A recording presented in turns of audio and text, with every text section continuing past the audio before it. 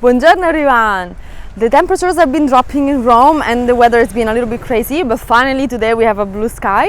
So I thought I need something today that makes a very big contrast with this beautiful blue sky. Something very white, something like this. Today, in fact, I'm taking you to explore a neighborhood which is brand new. In fact, it's not even 100 years old. 100 years old means brand new in Rome. And we are talking about the Eur district. Have you ever heard of the Eur district? Eur is spelled E-U-R. It's an acronym, which means Esposizione Universale Roma. Basically, during the fascist regime, this neighborhood was built for the World Fair that was going to take place in 1942, but never happened because World War II happened.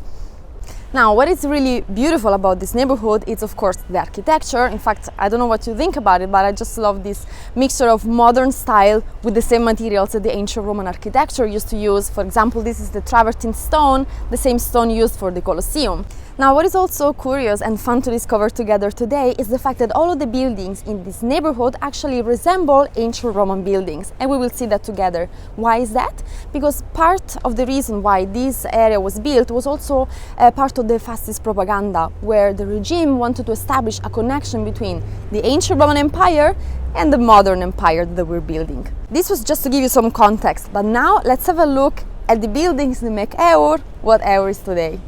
First of all, you need to know that the Eur district is built in a very symmetrical way. If you look at the map, in fact, you will notice that. And why is that? Because that goes back as ancient Rome. Because the ancient Romans were built in the ancient Roman cities in a very symmetrical way, with a north-south street crossing a east-west street, and all the secondary streets the same direction. This applies to all of the Roman cities, apart from Rome, because Rome was built in a very ad hoc way.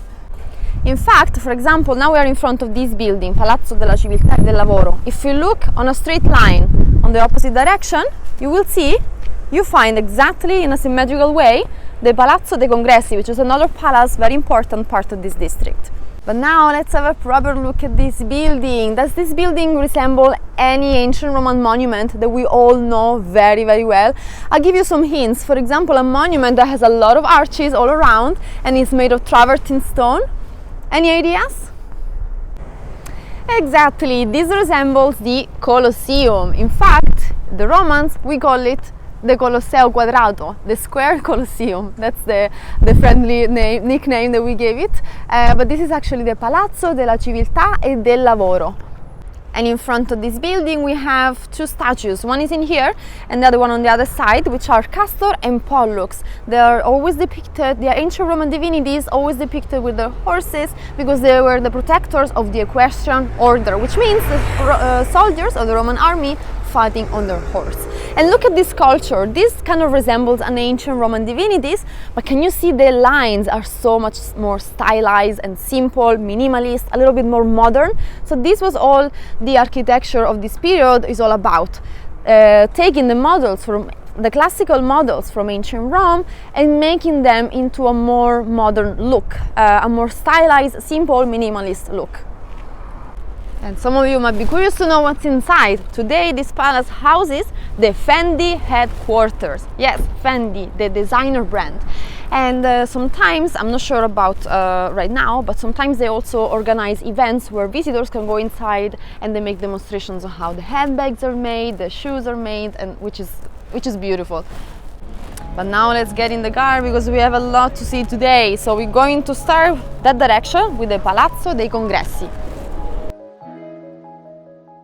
Okay, so we came from there, we came all the way in here in front of the Palazzo dei Congressi. Now this is Rome Convention Center and they do different kind of events. There is also an event happening right now, and also this also is very versatile location. In fact, this also is a location for clubbing, for music events, and also in the summer up here there is a terrace and that's where the events take place when it's warm.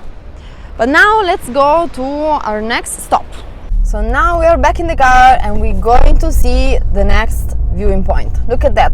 Here we are. You can see the straight street leading towards the crucial points of this neighborhood. And over there we have the Church of St. Paul and the Church of San Pietro e Paolo, of San Peter and St. Paul.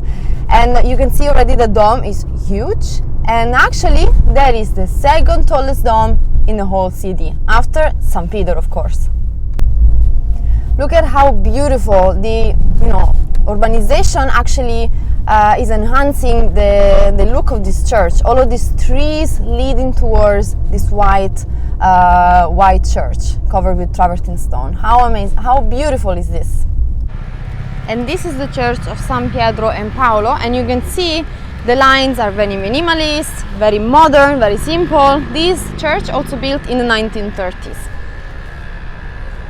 I also have to show you the latest edition of the Eur district, which is the Novola, which translates literally in the cloud. So basically, where is the cloud?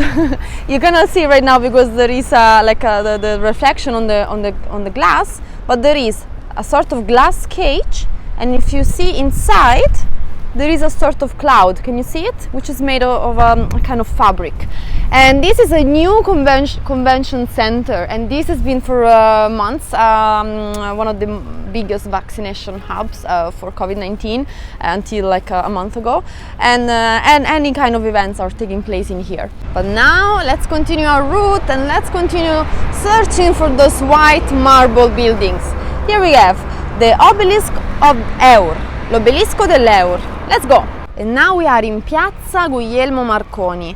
You see the porticos, a modern version of the ancient porticos with a lot of columns all over, in here for example, and also on this side.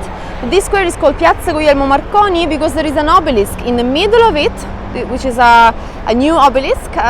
This was dedicated to Guillermo Marconi. We call it l'obelisco dell'Eur, the obelisk of Eur. We like to simplify the names in Rome. And basically there's a lot of panels depicting a sort of celebration of man and of nature after the developing of the radio made by Guillermo Marconi. As I'm filming, I'm realizing there's actually many more things that I was planning to show you today. Anyways, one thing that I want to mention in this area is actually used as a racetrack for the Formula E. So the Formula 1 with the electric cars. So if you Google Formula E Rome, you will see the cars actually drive around this obelisk and on this street. But now let's go and see the last and final stop, which is going to be the lake. And now we are at the Laghetto dell'Eur. We call it like this, which means the little lake of Eur. This is an artificial lake, and it's a perfect place to relax, to hang out with your friends, especially on the sunny weekends. And over there, you can see there is a garden with little waterfalls, which are the foreground of this. This is the Pala Automatica, which is a place for venues, especially for sport venues and concert venues.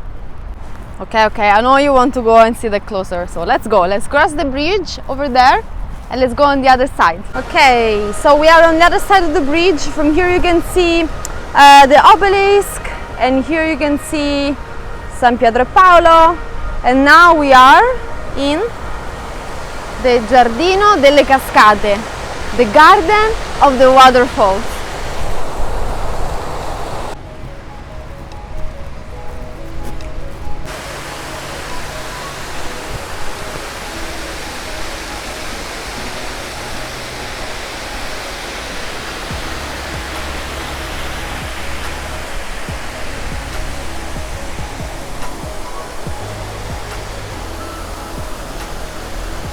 And with this we finish our tour in the Eur district. So, what are your impressions about this neighborhood?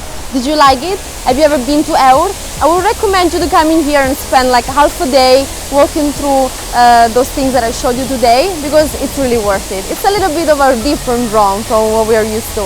So, let me know in the comments. I really want to know what you think about it, and I'll see you on the next tour. Ciao! Mwah.